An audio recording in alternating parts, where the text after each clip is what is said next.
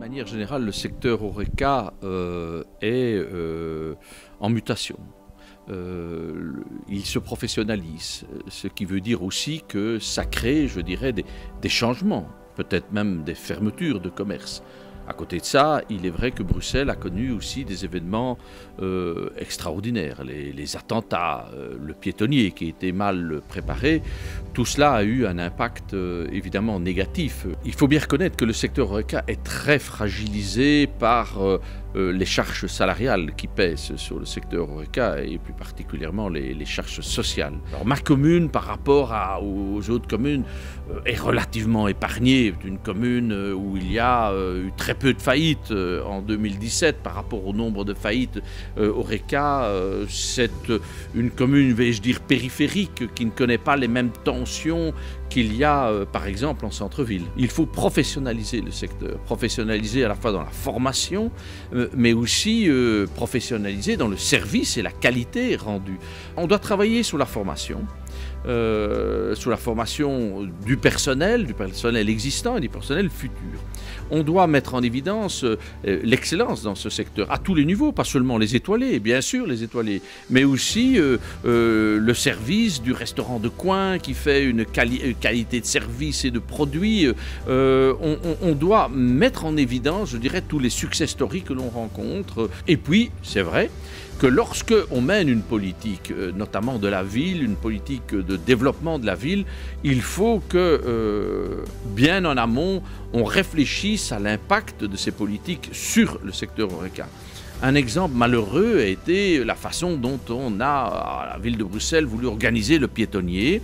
Et puis on se rend compte qu'après, il y a des dégâts. On n'a pas pris la juste mesure du secteur HoReCa situé le long ou autour ou près de ce piétonnier. On n'a pas pris la mesure de l'impact sur le secteur HoReCa. Il y a de plus en plus de personnes qui créent de nouveaux concepts, de nouveaux services, qui explorent de nouveaux domaines culinaires, qui offrent, je dirais, des produits qui n'étaient pas commercialisés auparavant.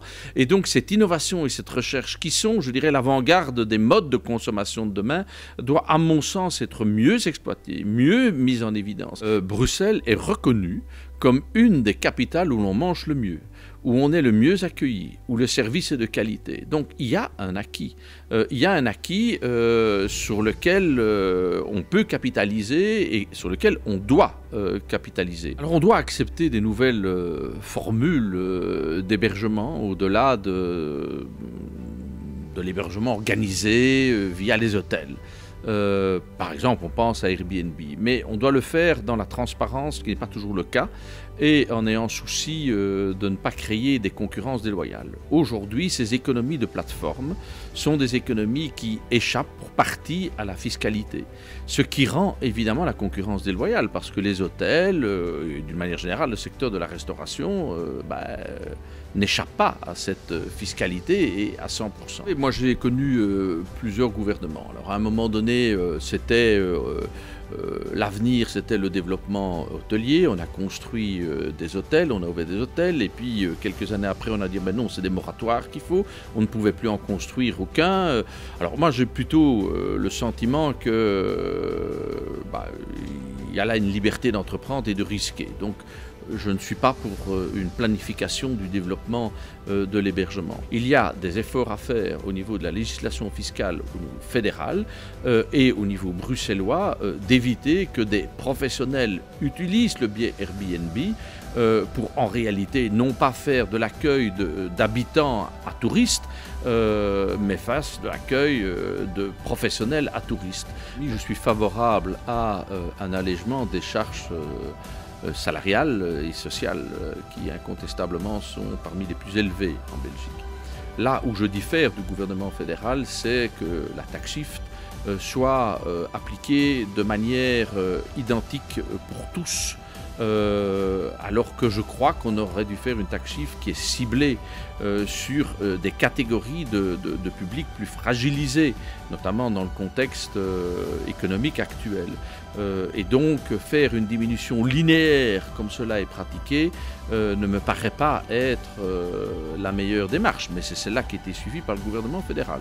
Alors, en politique, rien n'est jamais définitif et je crois qu'il faudra revenir, à l'avenir d'ailleurs, à des orientations ciblées de diminution salariale pour soutenir les secteurs qui sont, bien évidemment, des secteurs qui sont plus fragiles, d'une part parce qu'elles sont très intensifs en main-d'œuvre et d'autre part parce qu'elles utilisent souvent de la main-d'œuvre de faible qualification, de qualification moyenne. Il faut bien reconnaître que là, la ville de Bruxelles a pris le dossier à l'envers. Ils ont commencé à rêver à un piétonnier, ils ne savaient pas comment le faire, ils ne savaient pas quand ils allaient le faire et ils n'avaient pas vérifié l'impact potentiel que cela pourrait avoir sur le commerce tout aux alentours. Donc je crois que avant de faire un travail urbanistique de cet âge, il fallait faire une étude d'impact, il fallait préparer les secteurs commerciaux à la mutation. Il fallait de manière certaine avoir des dates précises d'engagement et de finalité. Il ne fallait pas être trop ambitieux, faire un trop grand piétonnier d'un coup quand on n'a pas les moyens de le faire. Ça provoque ce que nous vivons aujourd'hui, c'est-à-dire des années d'incertitude et des années de chantier. Et donc je crois très sincèrement que là encore, comme je l'illustrais, c'est une idée politique qui a été imposée du haut, alors que c'est une idée intéressante, mais qui doit être vécue par le bas et avec le bas, et donc c'est-à-dire avec tous les acteurs. Ici, on va faire des travaux et puis le commerce va s'adapter au petit bonheur la chance ou au petit malheur la chance. Bruxelles doit maintenant bénéficier d'un schéma de développement commercial négocié avec les partenaires Horeca, le secteur Horeca par exemple, le partenaire économique, pour qu'on se projette dans l'avenir. Quel type d'Horeca voulons-nous? Quel type de commerce voulons-nous demain? Comment voulons-nous, singulariser notre région à partir de la dynamique commerciale et de la dynamique Horeca? Et pas toujours rêver, je dirais, des projets politiques et puis se dire, le commerce s'adaptera bien.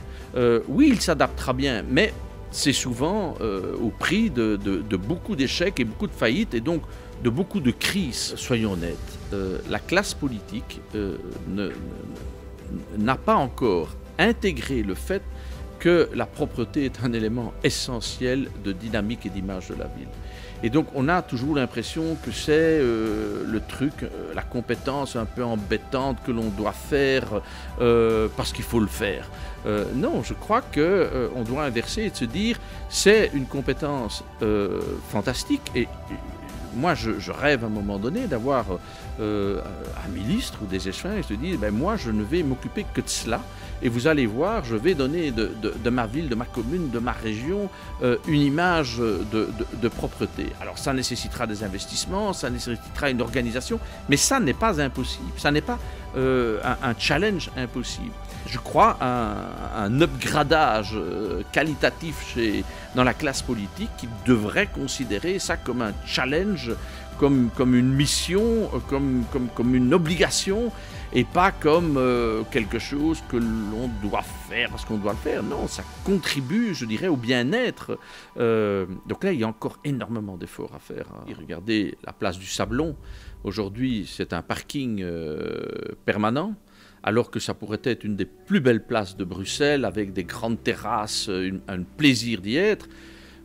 Ça résulte d'un combat qui n'a jamais abouti il y a, je pense, 20 ans, qui était de construire un parking souterrain sous le Sablon et qui aurait desservi tout le quartier aux alentours, encore une fois, dans un deal, pouvoir public, activité économique et exploitant de parking. Moi, je suis pour l'optique où les espaces de grande qualité doivent être libérés de la voiture et doivent être des lieux de vie, des lieux de rencontre, des lieux d'animation, des lieux de dynamisme commercial. Mais évidemment, il faut pour ce faire avoir un parking. Aujourd'hui, à Bruxelles,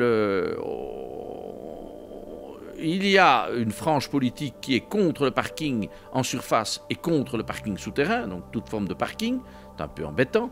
Il y a ceux qui veulent mettre des voitures partout. Je vous ai dit, ça immobilise les investissements. Et donc, entre ces deux théories-là, le chemin emprunté est encore très chaotant. Moi, je suis partisan pour que la voiture ait sa place dans la ville, faut pas non plus être un bisounours du vélo ou de la marche à pied.